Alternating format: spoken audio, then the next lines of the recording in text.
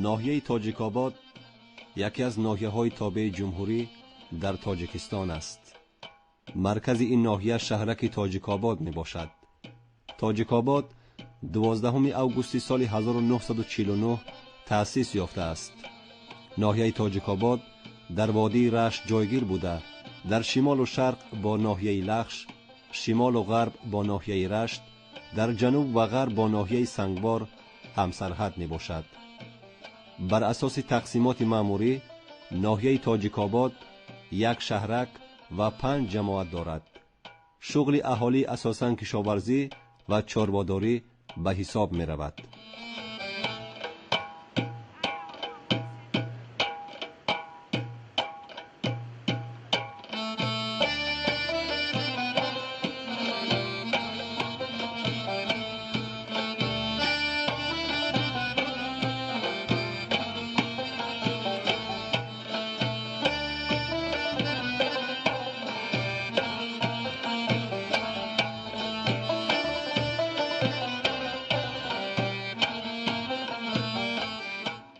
تاجیک‌آباد با منظره‌های زیبا، مردمی مهنت‌قرین و زحمتکش، علم‌دوست و با فرهنگش در زمان صاحب استقلالی سال تا سال زیبا و آبادتر می‌شود.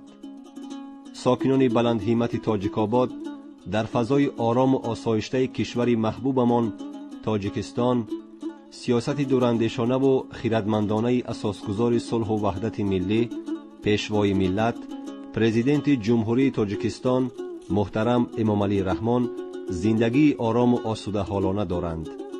این است که رشد اقتصادی و اجتماعی ناحیه هر سال بهبود می‌یابد. ناحیه تاجیک‌آباد سال 2017 را با دستاوردهای نظررس جنبست نمود. دستاوردهای سال 2017 به خلاصه می‌آورند که وابسته به امکانات موجوده، اکثریت دستور و سفارش‌هایی که از پیام پرزیدنت جمهوری تاجیکستان، قرارهای حکومت جمهوری تاجیکستان برمیآیند تطبیق عملی خود را یافتند. تحلیل ها نشان دادند که بازار استعمالی ناحیه از حساب افزایش حجم استحصال مالهای استعمالی، خدمت رسانی های پولکی، اینچنین افزایش حجم واردات رشد نموده، در نتیجه زیاد شدن درآمدهای پولی اهالی، بهتر گشتن سطح زندگی مردم در ساختار استعمالات، حصه محصولات غذاناکیش بلند سال تا سال می افزاید. مجموع محصولات عمومی در 11 ماه سال 2017 134.9 میلیون سومانی را تشکیل داده است که نسبت همین دوره سال 2016 3% زیاد می باشد.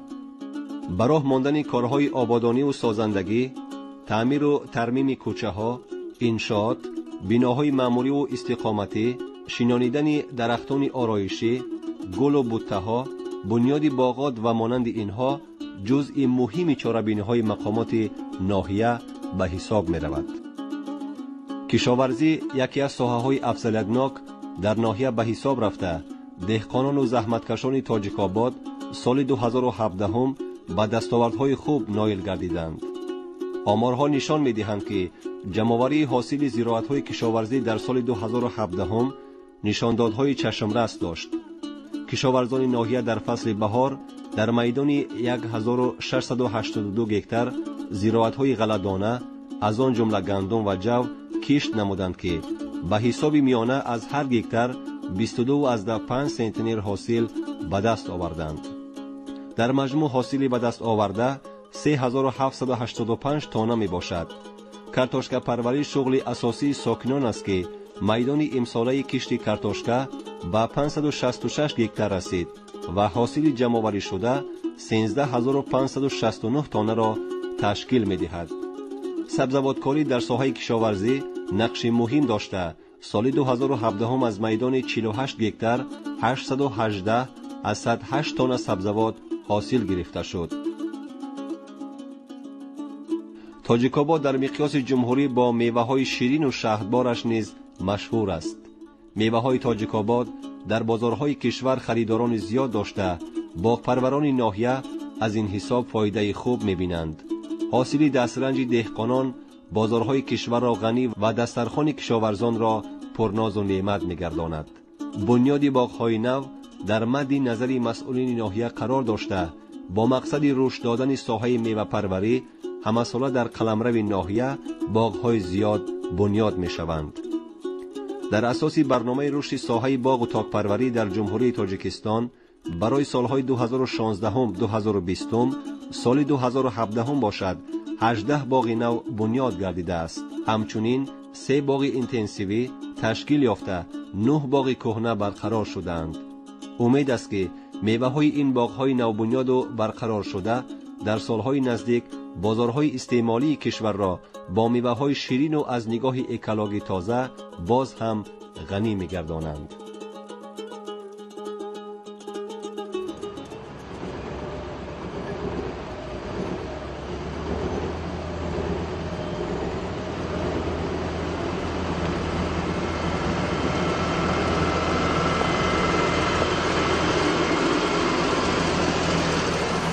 برای در حالت خوب نگاه داشتن راه‌های ناحیه در فصل سرما که بارشات زیاد همساله به عمل می آید، کارهای تجدید و نوسازی، ذخیره‌سازی خم و نمکسنگ و تعمیر تکنیک‌های ضروری روی دست گرفته شده است.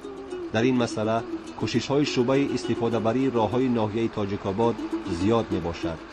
مسئولیت کارمندان این شعبه در زمستان دوچند گردیده پیوسته آنها در حالت آماده باش قرار دارند.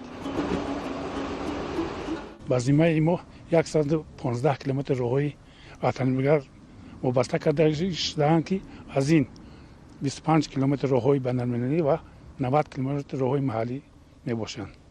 برای تعمیر و نگهداری این راهها ما برای زمستانگذاری تاریخ خوب دیدیم. از آن جمله ذخیره قم و نمک 350 کوب، انگیز سنگ 3 تانه، سوزش دیزل 2 تن و 200 لیتر. از آن جمله نمک هم هست، انگشت هیزم همش برای زمستانی و موافق نقشه تیار کرده شده است. ما برای این زمستانگذاری از آن جمله مکانیزم های را همش را برای زمستانگذاری تیار کردیم. 3 عدد افتگریدر، 1 تا بولدوز T130، 1 تا افتپگروزچک و ماشین خدمتی نوبتداری هم تیار است. برای کارگران باشد خوراک گرم، خب شبانه روزی نوبتداری تشکیل کرده شده است. از آن جمله حاضر 94 نفر وابسته شدند که شبانه روزی نوبتداری می‌کنند. در حالت ضروری با جایی که لازمه سفربری کرده می‌شود و کارهایی که لازمند به انجام می‌رسند.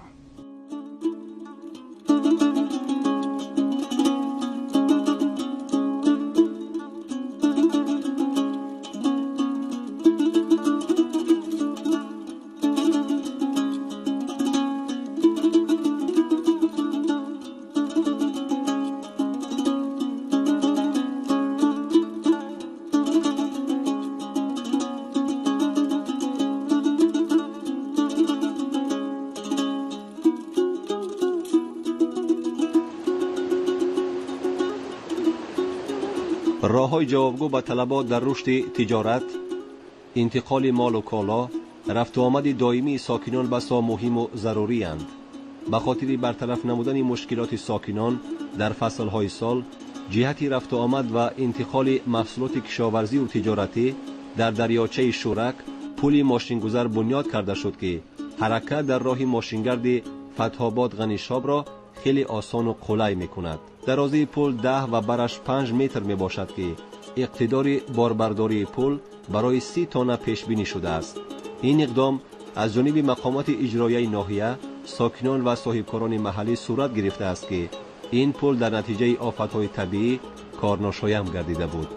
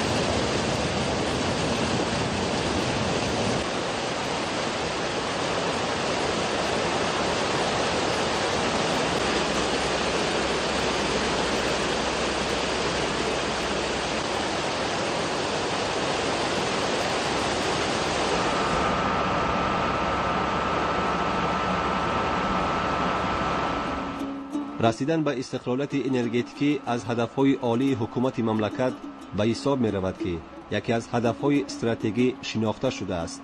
در این زمینه ناحیه تاجیک‌آباد بنیاد نیروگاه‌های خرد را به راه انداخته چندین نیروگاه‌های خرد در مقیاس ناحیه بنیاد یافتند. بنیاد آنها در پرتو تلاش‌های حکومت مملکت جهت رسیدن به استقلالیت انرژتیکی در سطح ناحیه کمک خواهد کرد. بنیاد نیروگاه خرد برقی آبی در دریاچه شورک از جمله چنین تدبیرهای مقامات ناحیه در راه رسیدن به استقلالیت انرژتیکی است. نیروگاه خرد فتح‌آباد با اقتدار لایحه‌ای 283 کیلووات ساخته شده است. عین زمان معتدل کار میکند. زیاده از 250 نفر مشتریان را با برق دائمی تامین می‌نماید. اینچنین 2 بنگاه طبی، 3 مرکز فراغتی با برق نیروگاه تامینند. 4 نفر کارمندان در این نیروگاه فعالیت دارند. عین زمان با اقتدار 150 کیلووات، زیاده از 150 کیلووات برق داده ایستاده است. ماموریت شبکه‌های برق ناحیه تاجیک‌آباد در سال 2017 فعالیت ثمره‌بخش داشتند. در برابر اجرای فعالیت‌های مهنتی، کارمندان شبکه‌های برق ناحیه دستاوردهای چشمرس نیز داشتند. با مقصد تامین اجرای قرار و سفارش‌های حکومت جمهوری تاجیکستان آید به صرفه‌کارانه و ثمره‌ناک استفاده بری نیروی برق و قرار حکومت جمهوری تاجیکستان از 4 اپریل سال 2017 درباره سری وقت آماده نمودن ساحه‌های اقتصادیات و اجتماعیات برای فعالیت منتظم و ثمره بخش در دوره تیر ماه و زمستان سالهای 2017-2018 در دایره امکانیت‌های موجوده موافق نقشه کوشش‌های زیاد به خرج دادند. در 11 ماه سال 2017 کارهای زیادی با بیش از مبلغ گذاری 2,011,000 سامانی انجام داده شدند. کارهای انجام شده و تدبیرهای مهمی می باشند. باید ذکر نمود که با مبلغ گذاری شعبه سهامی خالدینگی کشاده برق تاجیک ساختمان بینای 2 آشیانه معموری شبکه‌های برق ناحیه ادامه داشته در عرصه انجامیابی قرار دارد. برای در ایستگاه ترانسفورماتوری شنودن ساکنک‌های برقی و براه ماندن حساب دقیق در استفاده برای نیروی برق و پرزور نمودن نظارت از برای استفاده بری در اساس سفارش‌های شرکت برق تاجیک و نقشه چورابینی‌های شبکه‌های برقی رشت و دستگیری به واسطه رئیس ناحیه ما تا امروز توانستیم که در زیاده از 65 عدد ایستگاه‌های ترانسفورماتوری ساکنک‌های برقی را نصب نماییم که این کار ما را از جهت هم نظارت و هم حساب دقیق بردن آسان می‌کند. اینچنین کارهای تعمیری در حدود ناحیه در ایستگاه‌های ترانسفورماتوری، در خط‌های انتقال برق و زیرایستگاه مرکزی کارهای تعمیری گذرانده شدند. ناحیه تاجیک‌آباد همچون گوشه از تاجیکستان عزیز جهت اصلاحات در ساحه معارف با دستگیری‌های بی‌واسطه پیشوای ملت قدم‌های استوار می‌گذارند. سالهای اخیر در ناحیه به تعمیر و ازنوسازی و ساختمان بیناهای مؤسسه‌های تعلیمی دقت خاصه می‌شود. سال 2017 در تاجیک‌آباد ساختمان بینای 2 آشیانه در نزد مؤسسه تعلیمی رقم 12 به اتمام رسیده به استفاده داده شد. بینای مؤسسه تحصیلات میانه عمومی رقم 10 و باغچه بچگانه پرستو در عرفه جشن استقلالیت دولتی جمهوری تاجیکستان آغاز گردیدند. ساختمان مرکز یگانه کرده شده تکنولوژی مهنت در نزد مؤسسه تحصیلات میانه عمومی رقم 8 در عرفه جشن استقلالیت دولتی به استفاده داده شد. همچنین در تعمیر و ازنوسازی مؤسسه‌های تعلیمی و بنیاد سینخانه‌های علاوگی ساکنان نیز سهم می‌گذارند. در بهگردیدن شرایط تعلیم و زینه به زینه مهیا ساختن شرایط تحصیلات و بالا برداشتن سطح تعلیم در ناحیه تلاش‌ها پیوسته ادامه می‌یابند. دسترسی به کتاب‌های تعلیمی، اشیاءهای عیانی و دیگر مواد خوانش امکانات‌ها فراختر می‌شود. در نظم مؤسسه تعلیمی رقم 8 یک بینای خوش‌طرح زمانوی مرکز تکنولوژی مورد استفاده قرار داده شد که در یک وقت از چند کس خوندگان با آموزش قرار داده میشن. در برابر دانش اندازی خوندگان مسائل تعلیمی با کندکاری، دوریدگری، لباسدوزی و پخت‌وپز کسب می‌آموزند. همزمان باید قید نمود که در سال 2017 در نزد مسائل تعلیمی رقم 12 بینای دوشانه عبارت از 8 صفخانه برای 240 جای نشست موارد استفاده قرار داشته با تمام تجهیزات زمینه‌ای مجهز گردانده شده است. خوانندگان مسائل تعلیمی ناحیه در سال 2017 در دوره منطقه‌ای 48 نفر صاحب جایگاه نمایان گردیدند و طریق مرکز ملی تستی از شماره عمومی خوانندگان 243 نفر به مرکز ملی تستی حجت سپرده 156 نفر کامیاب گردیدند که این 65% ختم کنندگان مسائل تعلیمی را تشکیل می‌دهد. این چنین باید قید نمود که در سال 2017 ختم کننده مسائل تعلیمی رقمی سجادالله علیشیر با گرفتن از همه خلهای امکان‌پذیر از همه خلهای بلند در مرکز ملی تستی خب سزاوار دانسته شد و امروز در یکی از دانشکده‌های با نفوذ کشور چین تحصیل را ادامه دارد. خب ختم کرده مسائل تعلیمی رقمی 10 رضی الله در چمپیونات آسیا اشتراک کرده صاحب جای یکم و مدال طلا و چمپیون آسیا گردید که این یکی از دستاوردهای خوبی سوای معارف در ناحیه می‌باشند. مؤسسه تحصیلات رقم 2 از زمره مؤسسه‌های تعلیمی است که با شرایط نوی تعلیم مجهز می‌باشد. کامراهای نظارتی در همه صنفخانه‌ها نصب کرده شده، جریان درس طریق تخته‌های الکترونیک گذرانیده می‌شود. اکثر آموزگاران جوان بوده دارای قابلیت خوبی پداگوژی می‌باشند. در فصل سرما تمام صنفخانه‌ها با گرمی تامین شدند که این بر روند تعلیم و تربیت تأثیر عمیق می‌رساند. خوانندگان این مؤسسه از خود دانش و ملکه خوب نشان داده پیوسته در آزمون المپیادها شرکت می‌ورزند و سزاوار جایهای نمایان می‌گردند. همچنین همه ساله از این درگاه دانش ختم کنندگان زیاد به دانشگاه و دانشکده‌ها داخل می‌شوند. سال خوانشی 2017 14 نفر خوانندگان ما با دانشگاه عالی کشور خوشبختانه طریق مرکز ملی تستی داخل گشتند و 2 نفر خواننده ما، 1 نفر گیرنده استیپندیای پرزیدنتی می باشد و 1 نفر گیرنده استیپندیای رئیس ناحیه می باشد و سر لباس یگانه مکتبی الکی در مؤسسه پورا تامین گردیده است. در سال اخیر این سال ختم کنندگان صنف‌های 11 و صنف‌های 10 ما که شمارشون 110 نفر است الکی ما برای تیار کردن به مرکز ملی تستی درس‌های علاوه‌ای با خوانندگان برده ایستادیم و قریب 50 نفر خوانندگان ما الکی از هم ختم کنندگان صنف 9 و ختم کنندگان صنف 11 الکی برای معین کردن که با کدام دانشگاه ها با کدام دانشکده ها باید حجت بسپارن طریق مرکز ملی تستی و درس های علاوه‌ای هم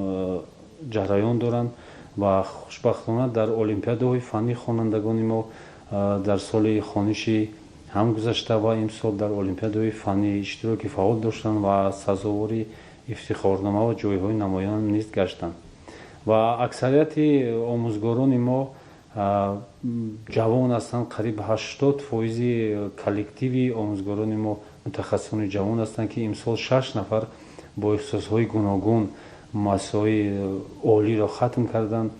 سالهای پیش از نرسیدن معلمان آموزگاران فنی زبان خارجی یعنی زبان انگلیسی، زبان روسی ما تنقیصی میکشیدیم و حالا مؤسسه با همه کادرهای بالای قد یعنی کادرهای متخصصای ساحوی تامین است.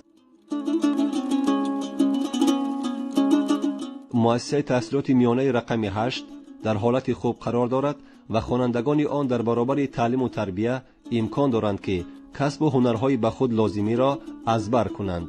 از جمله دختران در اینجا می توانند کسب و هنرهای دوزندگی، قالین بافی، قراق دوزی و پسران باشند چوب تراشی، دوریدگری، کفشیرگری و مانند اینها را می آموزند.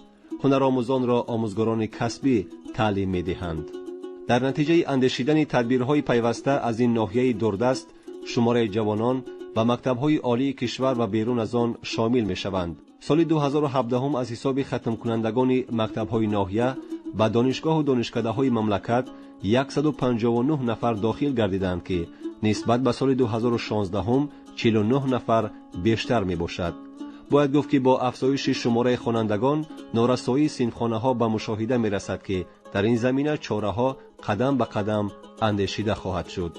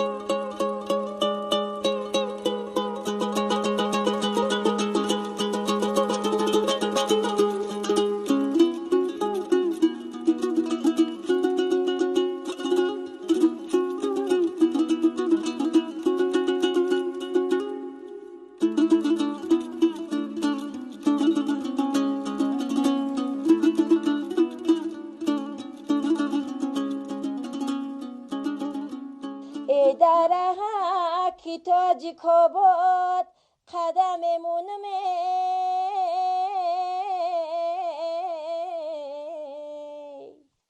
ای دستنگایی وطنم سر میمونم ای دشتکی تاج کباد لالای حسینی بیار ای باغای تاج کباد سبا کی خوبانی بیار روی مالکی عروسید بسرت بازی کنم افتوکی بخت برو نور پاشی کنم امروز کی میرایی خونه را خالی منی ای خونه ای بگونه بط روزی کنم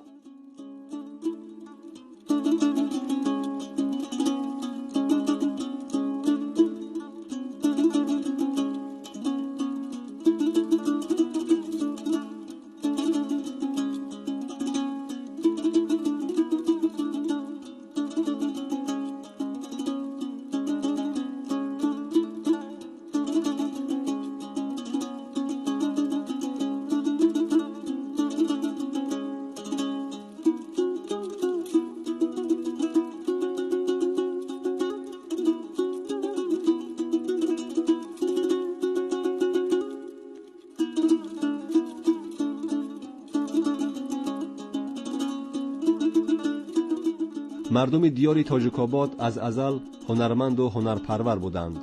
هنر در نهاد و سرشت آنها نهفته است.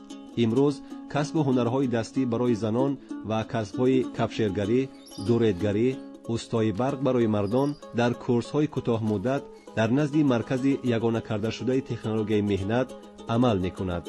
این مرکز که سال 2017 هم ترمیم و نوسازی گردید، در احیای هنرهای مردمی، صاحب کسب نمودن زنان و دختران و به شغل فرا گرفتن اهالی بیکار مساعدت می‌کند.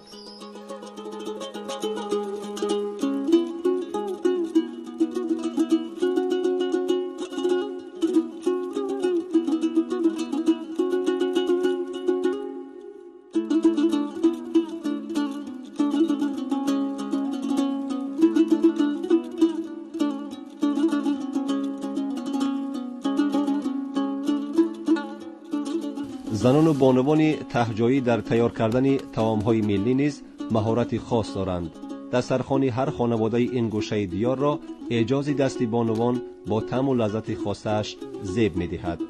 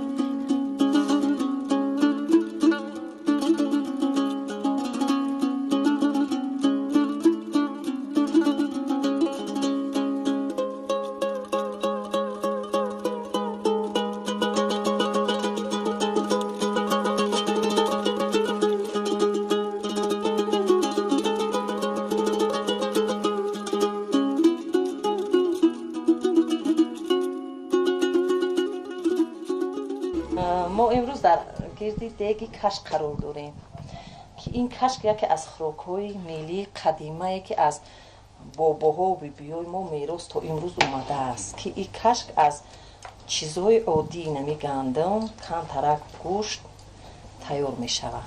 همین گندم رو ما گرفته قاق میکنیم. وقتی که برای کشک کردن تیار میکنیم کمتر آب میشپیم در جوزچه میشه پوست میتیه گندم. وقتی که برای کشک تیار میشود این ده همدیگر میچسبه. وقتی که چسبید برای کشک تیار میشود. امروز شکرانه تنجی و امونی که این با زمون دیگ‌های کشک از نو با پیدا شدن ما هم استفاده برده استودیم. گندم میکوریم در زمینام و بسیار اوقات رزاناکی خوب است. ما این نمود خوراک رو در عرفه‌های عید نوروزی در توی معرکه ما استفاده میبریم که یک خاصیت داره که شب که در دیگ دوختیش در گردش میشینی و میکویش سرود میخونی و گپ میزنی قطعه ده همسایه و خیلی یک صحبتی گرم میکنی که همین دیگی کشکم گرم بیاید.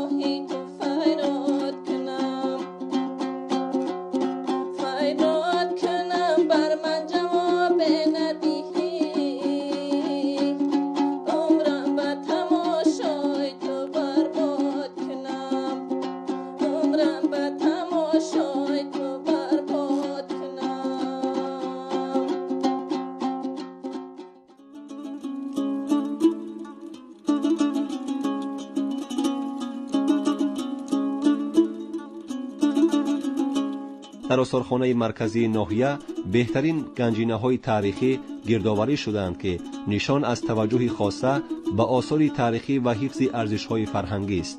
خوشبختانه شرایط فراهم شد آثارخانه مرکزی تاجیک‌آباد ترمیم شود.